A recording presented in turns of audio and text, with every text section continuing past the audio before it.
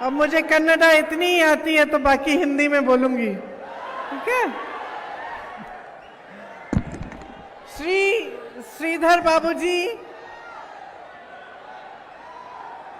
श्री ईश्वर खंड्रे जी, श्री सलीम अहमद जी, श्री अशोक खेनी जी, श्री राजशेखर पाटिल जी,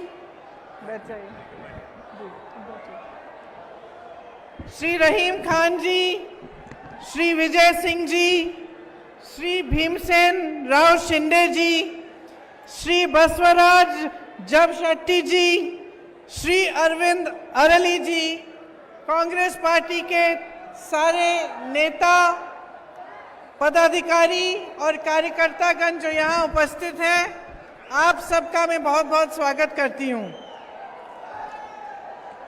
बहनों और भाइयों, आप कुछ समय से इंतजार कर रहे होंगे, आज मेरी बातों को सुनने के लिए यहाँ आए हैं, इसके लिए मैं आपकी बहुत बहुत आभारी हूँ, आपको धन्यवाद देती हूँ और आपका भी इस सभा में स्वागत करती हूँ। देखिए, मेरी बहनें यहाँ बैठी हैं। आज सुबह उठकर आपने सबके लिए खाना बनाया होगा, घर का काम किया होगा, तभी आप यहाँ आ पाए। और जब यहाँ से आप वापस जाएंगी तो भी आप काम करेंगी, जिसका जॉब है वहाँ आप कल सुबह जाएंगी जॉब पे, जो खेती में मदद करती हैं। सुना आपने किस तरीके से इसका जो रुख है उसे बदलने की कोशिश कर, ये बात वो व्यक्ति कर रहा है जिसपे पोस्को का धारा लगा हुआ है। दिल्ली पुलिस कोई कार्रवाई नहीं कर रही है। अब आप बताइए किसमें क्या लगता है आपको, आप लोग कमेंट करके जरूर बताएं और चैनल पे नए हैं तो सब्सक्राइब करना ना भूलें। जो भी आप करते हैं, धन्यवाद। आप मेहनत और ईमानदारी के साथ करते हैं। अब जब आप इस तरह से मेहनत और ईमानदारी का जीवन जीते हैं तो आप सिर्फ अपने परिवार के लिए ये काम नहीं कर रहे हैं। आपको लगता है शायद कि मैं अपने बच्चों के लिए, अपने परिवार के लिए ये काम कर रही हूँ या कर रहा हूँ, लेकिन इससे भी बड़ा आप एक काम कर रहे हैं।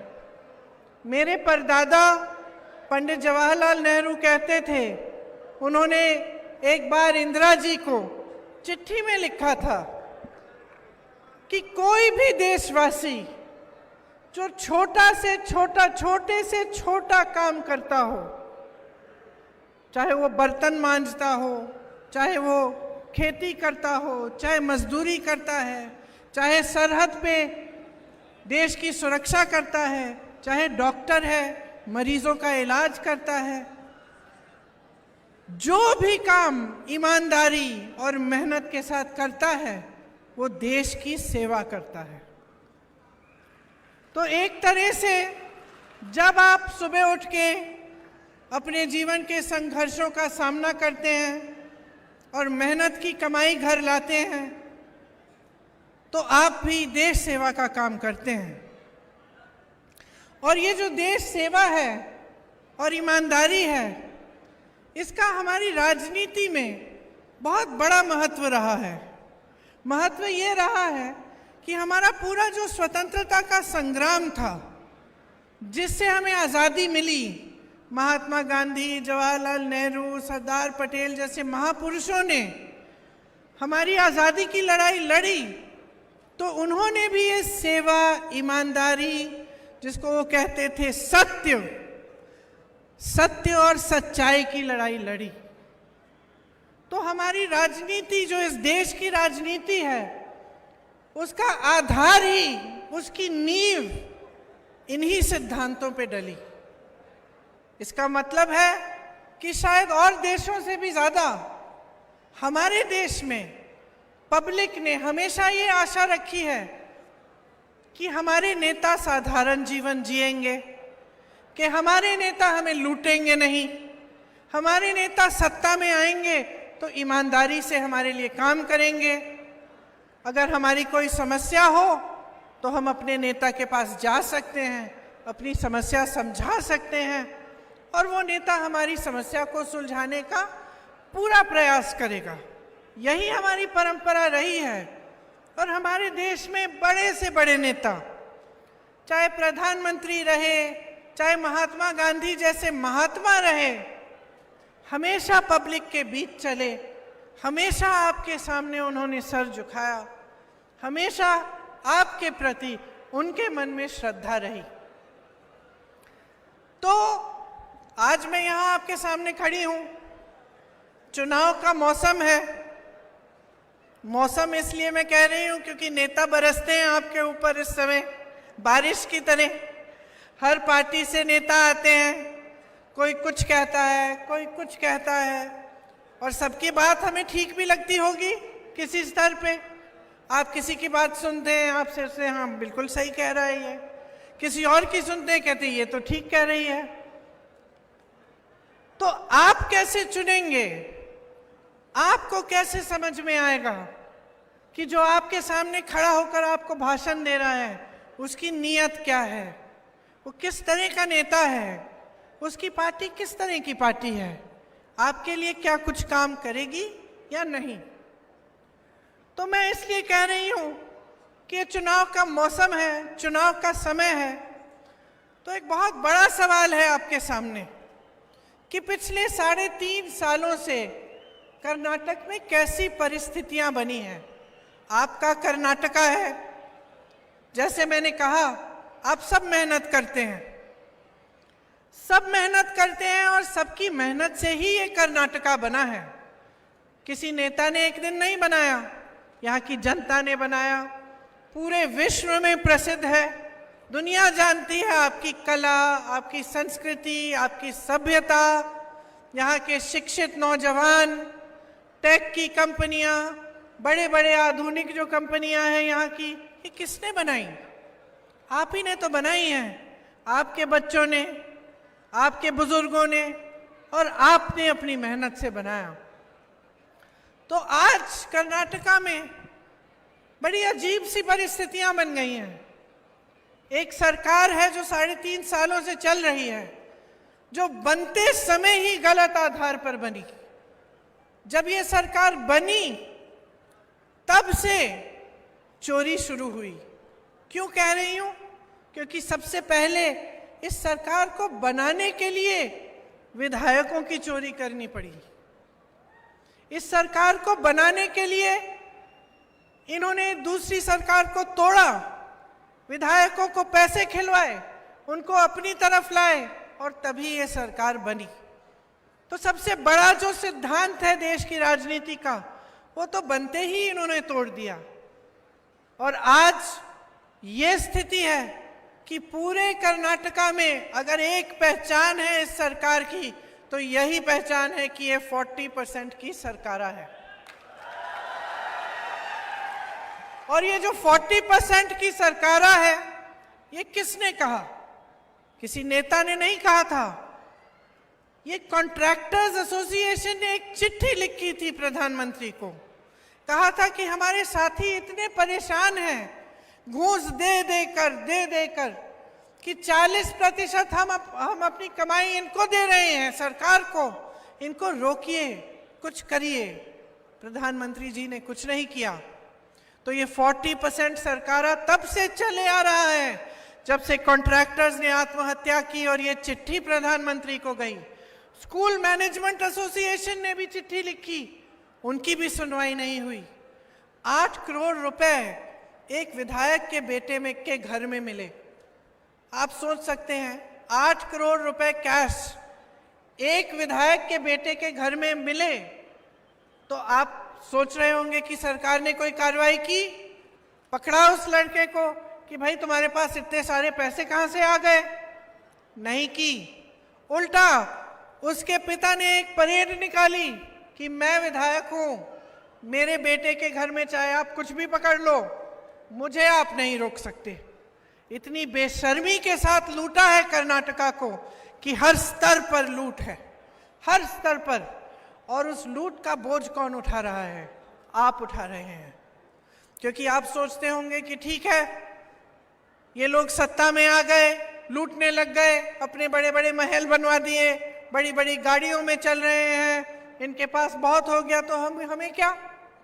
लेकिन है, क्योंकि जो लूट रहे हैं वो आपका है, जो लूट रहे हैं वो संपत्ति आपकी है, कर्नाटका की है, आप सबकी है। अगर ये लूट बंद होती तो आपके लिए क्या क्या बन सकता था, आपको मालूम नहीं होगा। हमने एक अनुमान लगाया, 1.5 लाख करोड़ रुपए लूटे हैं, कर्नाटका की संपत्ति लूटी है। अब आप सोचिए 1.5 लाख करोड़ रुपए में क्या क्या कर सकते थे। 1.5 लाख करोड़ रुपए में 30,000 स्मार्ट क्लासरूम बन सकते थे। 30,000 स्मार्ट क्लासरूम, कम से कम 20 बच्चे एक क्लासरूम में पढ़ते हैं, लाखों बच्चों की शिक्षा लूटी। इनके लूट से 2000 से ज्यादा लंबी 6 लेन की किलोमीटर लंबी 6 लेन की एक्सप्रेसवे बन सकती थी, 2250 किलोमीटर लंबी, अगर ये 1.5 लाख करोड़ रुपए नहीं लूटते। 30 लाख गरीबों के घर बन सकते थे इन पैसों से। आपके लिए योजना बन सकती थी, जिसको कहते हैं अफोर्डेबल हाउसिंग की योजना। 30 लाख घर बन सकते थे। आज अगर आप महंगाई से जूझ रही हैं बहनों, मुझे मालूम है 1100 का सिलेंडर मिल रहा है, मुझे मालूम है कि आटा, दाल, सब्जी, हर चीज महंगी हो गई है। आप दुकान जाती होंगी, सुबह सोचती होंगी कि 1-2 चीजें पकानी है, आधे टाइम आप वापस लौटती होंगी बगैर खरीदे। आधी चीज खरीदती होंगी और आधी छोड़ देती होंगी, क्योंकि महंगाई इतनी हो गई है। और इस महंगाई का सारा बोझ आप उठा रहे हैं, किसान उठा रहा है। डीएपी का पहले बोरा मिलता था 50 किलो का, आज वही बोरा उतने ही पैसों का 45 किलो का मिल रहा है। आपको अपनी फसल का दाम नहीं मिलता, ना गन्ने के किसान को मिलता है, ना धान के लिए मिलता है। आपका फर्टिलाइजर, उस पे भी जीएसटी, ट्रैक्टर पे जीएसटी, हर चीज पे जीएसटी। तो कैसे गुजारा होगा आपका अगर ये लूट बंद नहीं होगी। जब तक ये लूट बंद नहीं होगी तब तक आपका गुजारा हो नहीं पाएगा, आपकी मुश्किलें बढ़ती ही चली जाएंगी। और क्या होता है, आप सोचिए, अगर नेता का ध्यान लूटने में और लालच में हो जाता है और उसी में पड़ा रहता है वो, तो वो काम करना बंद करता है। और इसके साथ साथ एक और चीज है जो आजकल हमारी राजनीति में, हमारे देश में है, कि अब नेता जान गया है कि भैया कुछ काम करो ना करो, चुनाव के समय पब्लिक के सामने चले जाना, धर्म की बात उठा देना, जाति की बात उठा देना, पब्लिक के जज्बात उठ जाएंगे, आपसे जुड़ जाएंगे, चलो भैया नैया पार, एक और चुनाव निकाल देंगे। ये हुआ है कि नहीं हुआ है? जब आपके सामने नेता आते हैं तो आजकल ताज्जुब की बात तो ये है कि आपको ये नहीं बताते कि 3.5 सालों से हमारी सरकार रही है, हमने आपके लिए इतने पाठशाला बनाए, हमने इतने संस्थान खोले हैं, हमने इतनी सड़कें बनाई हैं, हमने अस्पताल खोले हैं, हम आपकी शिक्षा के लिए हमने क्या किया, आपके बच्चों को रोजगार कितने दिए, ये नहीं बताते। कहीं कहीं और की बातें करते रहते हैं। और इनको मालूम है कि जैसे ही धर्म की बात कर ली, जाति की बात कर ली, कोई ऐसी बात उठा ली जिससे आपका दिल जुड़ा है, तो इनको काम करने की कोई जरूरत ही नहीं थी। तो आपने इनकी आदत भी बुरी बना दी है। ये सोचते हैं कि आप एक बार चुनाव जिता देते हो तो कोई काम करने की जरूरत ही नहीं है। कहिए, नहीं रोकिए मत, सुनिए। हेलो, आप इधर आ जाओ, इधर आ जाओ।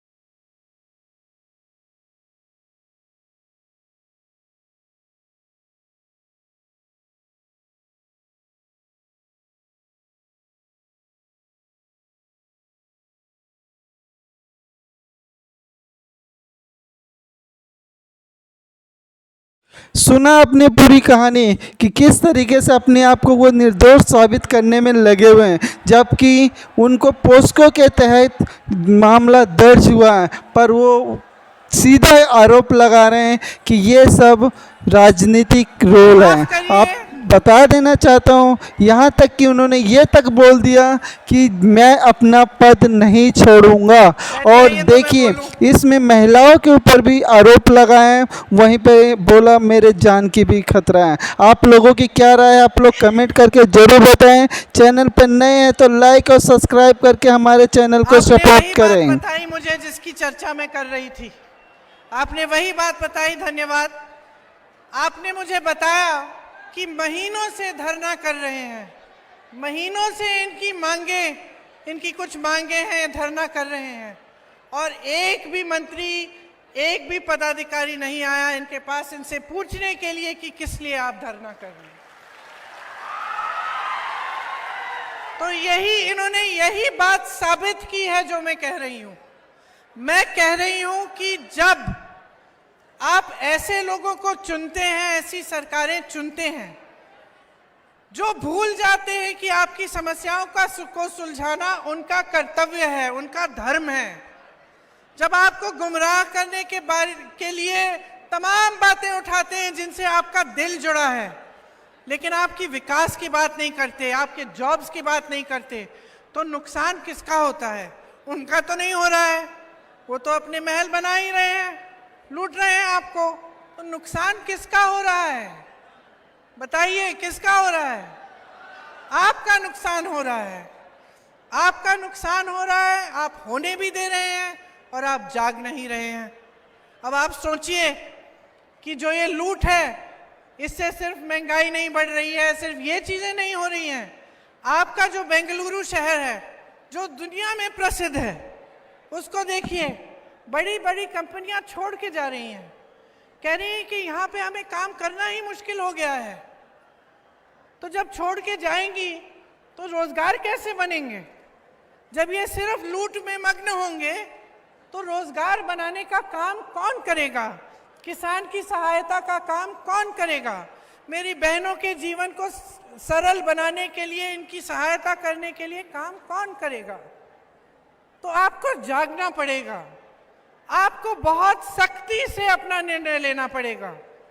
और ये निर्णय लीजिए कि जो सरकार आए वो आपके लिए काम करे, वो आपके हित में काम करे, और वो जाने कि इस देश में जो लोकतंत्र की नींव डली थी, जो हमारे पुराने जो महात्माओं ने और नेताओं ने जो हमें शिक्षा दी थी, वो यही थी कि इस देश में पब्लिक सर्वोपरि है, पब्लिक सर्वोपरि है, आप सर्वोपरि हैं।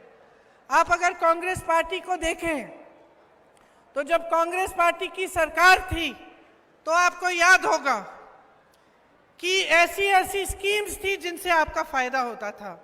अन्न भाग्य था, क्षीर भाग्य, पशु भाग्य, कृषि भाग्य, आरोग्य भाग्य आपके स्वास्थ्य के लिए, कृषि भाग्य किसानों के लिए, पशु भाग्य जानवरों के लिए, विद्याश्री शिक्षा की स्कीम थी, इंदिरा कैंटीन होते थे, तमाम ऐसे काम किए गए जिससे आपका फायदा होता था। जैसे नंदिनी है कर्नाटका की, आप लोगों ने बनाई कांग्रेस के समय। अब आप देखिए कि कांग्रेस के समय क्या था और बीजेपी के समय क्या है। कांग्रेस के समय इतना दूध इकट्ठा होता था नंदिनी से कि फ्री में क्षीर भाग्य बना था, फ्री में स्कूल के बच्चों को दूध मिलता था। और कांग्रेस पार्टी ने क्षीरधार स्कीम निकाली थी जिससे किसानों को दूध इकट्ठा करने के लिए 5 रुपए प्रति लीटर दिया जा रहा था। तो उस समय नंदिनी खूब आगे बढ़ी, मजबूत बनी। आज बीजेपी क्या कह रही है? कह रही है दूध तो इकट्ठा नहीं होता, दूध कम इकट्ठा हो रहा है। पहले 99 लाख लीटर होता था, अब 70 लाख लीटर है। ये नंदिनी चल नहीं रही है, हम गुजरात से अमूल को ले आएंगे और नंदिनी को अमूल में जोड़ देंगे। ये क्या है? लूट है। ये कर्नाटका की संपत्ति की लूट है। कह रहे हैं इसको खत्म कर दो। झूठी, जिसको कहते हैं स्कैरसिटी, झूठी कमी, कि दूध कम मिल रहा है इससे। अरे अगर 3.5 साल पहले दूध मिल रहा था तो अब कैसे बंद हो गया? लेकिन ये एक पूरी साजिश है कि नंदिनी जैसी चीज जिसको कर्नाटका के लोगों ने अपनी मेहनत से बनाया, उसको भी छीनने की, उसको हड़पने की साजिश है। तो ये होता है जब एक सरकार आपके हित में काम नहीं करती। अब कांग्रेस कह रही है कि कुछ गारंटी देना चाहते हैं हम। अब मैं खड़ी होकर आपको कोई भी गारंटी दे सकती हूँ और मैं कह सकती हूँ ये करेंगे वो करेंगे। आपको कैसे मालूम कि हम इस गारंटी को पूरा करेंगे कि नहीं? कैसे मालूम? नहीं, आपको जागरूक बनना पड़ेगा। आप जाके देखिए राजस्थान में जो वादे कांग्रेस ने किए थे क्या पूरे किए हैं कि नहीं। जैसे पुरानी पेंशन का स्कीम था, जितने भी कर्मचारी थे बहुत दुखी थे, कह रहे थे कि ये जो नया पेंशन का स्कीम लाई है ये सरकार, इसमें हमारे पैसे हमें पता नहीं किस में डाल रहे हैं, कल को उसको कुछ हो गया तो हमारी जिंदगी की मेहनत खत्म हो जाएगी पूरे जीवन की। तो उनकी समस्या थी, तो उन्होंने कहा कि हमें पुरानी पेंशन स्कीम चाहिए। तो राजस्थान, छत्तीसगढ़ में हमने वादा किया था कि ठीक है, पुरानी पेंशन स्कीम हम अपने प्रदेश में लागू करेंगे, और लागू हुई। हमने वादा किया था कि किसानों का कर्ज माफ होगा।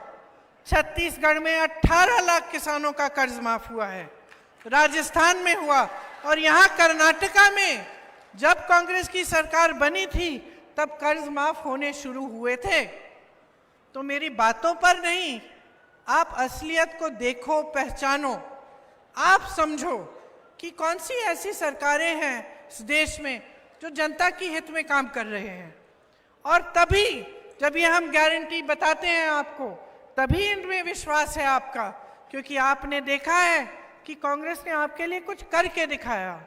यहाँ कल्याण कर्नाटका में भी आपको याद होगा कि कांग्रेस ही ये 371J आर्टिकल लाई।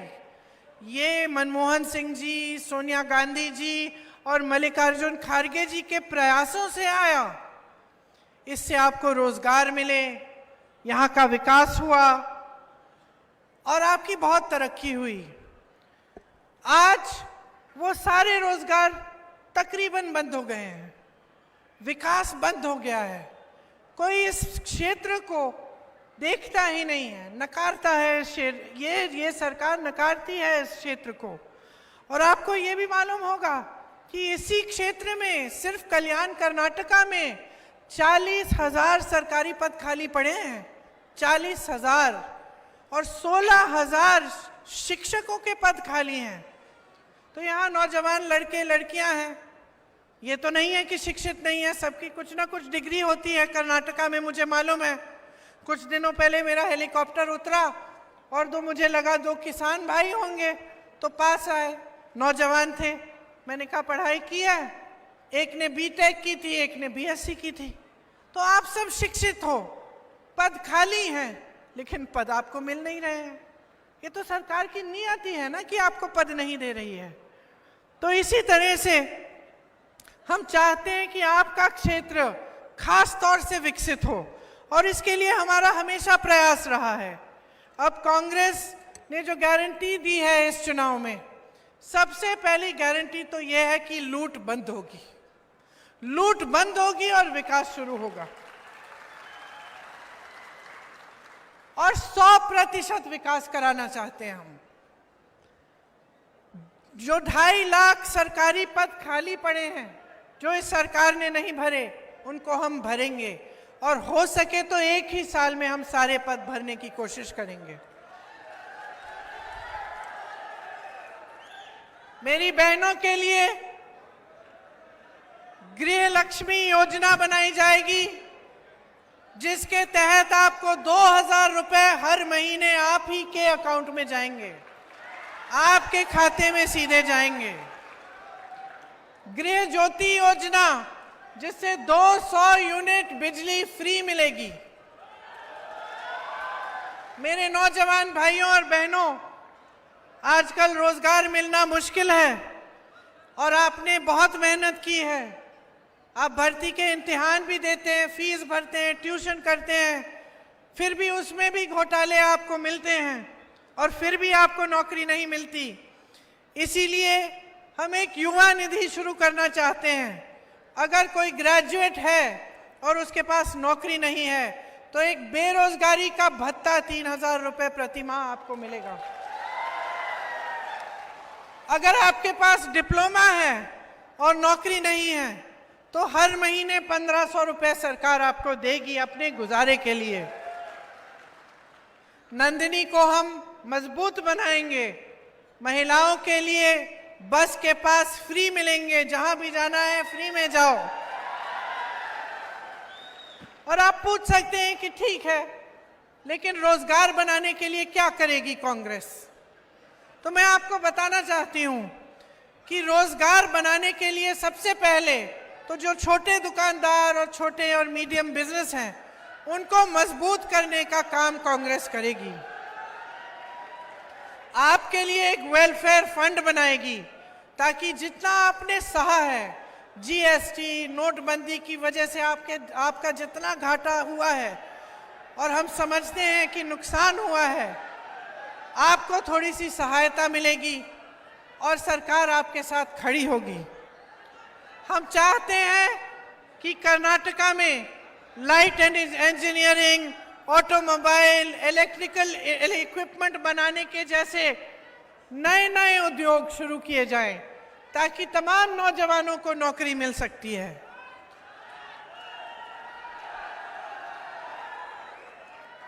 क्या हो गया, दिख नहीं रही हूं?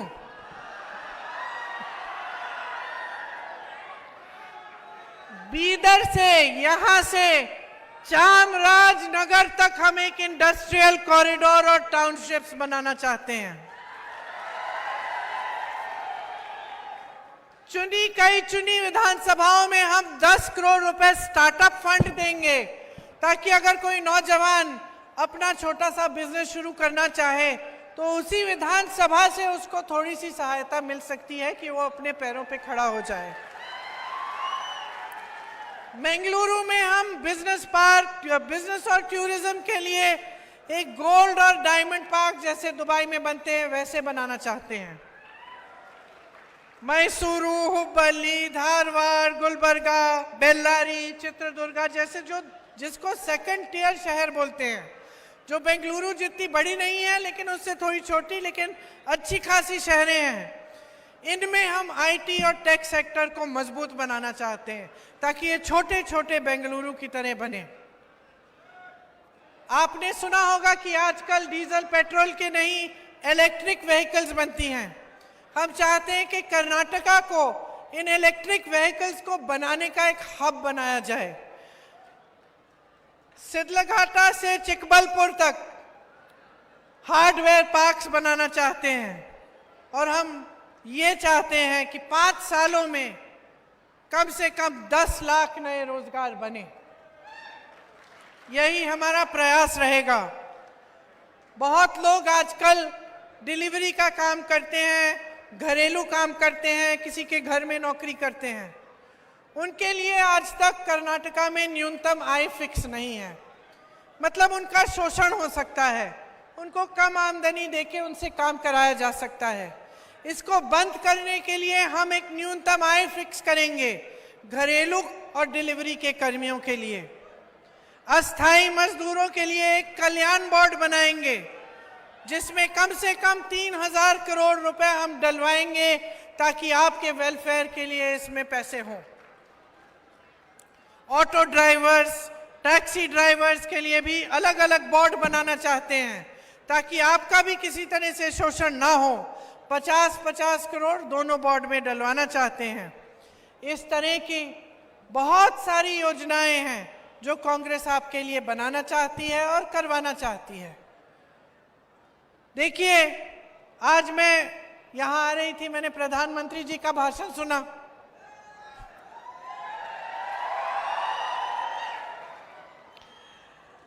प्रधानमंत्री जी मैंने सोचा देखती हूं क्या कह रहे हैं।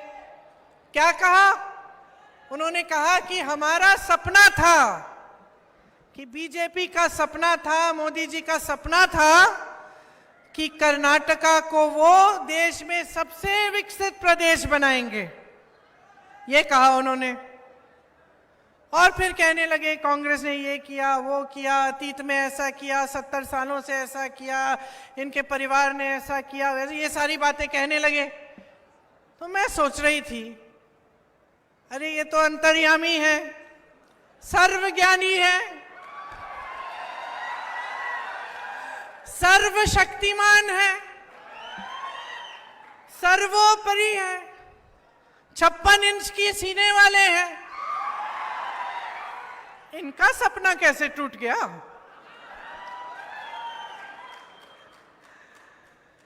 इन्हीं की सरकार ने तो तोड़ा है, इन्हीं की सरकार लूट रही है, सुबह से शाम तक लूट रही है, हर जगह लूट रही है। तो ये क्या कर रहे थे? आंख बंद करके सपना देख रहे थे क्या? इन्होंने रोका क्यों नहीं? इन्होंने रोका क्यों नहीं? क्योंकि लूट से परहेज नहीं है, भ्रष्टाचार से परहेज नहीं है, सत्ता चाहते हैं, किसी भी हालत में आ जाए। बीजेपी के नेता, प्रधानमंत्री से लेकर मंत्री, पदाधिकारी सब सत्ता को हासिल करने के लिए कुछ भी कर डालेंगे, जनता को कुचल डालेंगे, लेकिन सत्ता चाहिए। आज इनको सबक सिखाने का मौका है, समय आ गया है बहनों और भाइयों, बहुत हो गया है, बहुत इधर उधर की बातें हो गई हैं। तुम नौजवान हो, हाथ हिला रहे थे मुझे, तुम ये हरी टी शर्ट वाले, तुम नौजवान हो, तुम्हारे भविष्य का क्या होगा अगर तुम आज खड़े नहीं होगे?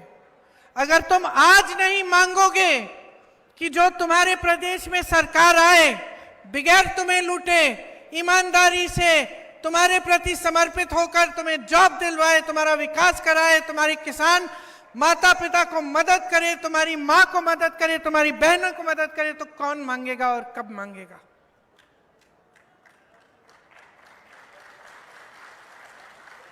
तो अब समय आ गया है कि आप सब जागरूक बन जाओ, इनको सबक सिखाओ। एक लहर है कर्नाटका में, बदलाव की लहर है। ऐसा बदलाव लाओ कि फिर कभी सरकार को चोरी करने की हिम्मत ना हो इनकी। पूर्ण बहुमत लाओ, पूर्ण बहुमत, पूरी तरह से कांग्रेस पार्टी के एक एक विधायक को जिताओ, ताकि यहां जो सरकार बने वो आपकी सरकार बने, आपके सामने सर झुकाए, आपका आदर करे और कभी आपकी समस्याओं को सुलझाने से पीछे नहीं हटे। यही मेरा आग्रह है आपसे। वोट मांगने नहीं आई हूं, जागरूकता मांगने आई हूं। जाग जाओ। हमारे 4 उम्मीदवार हैं, यहां आइए।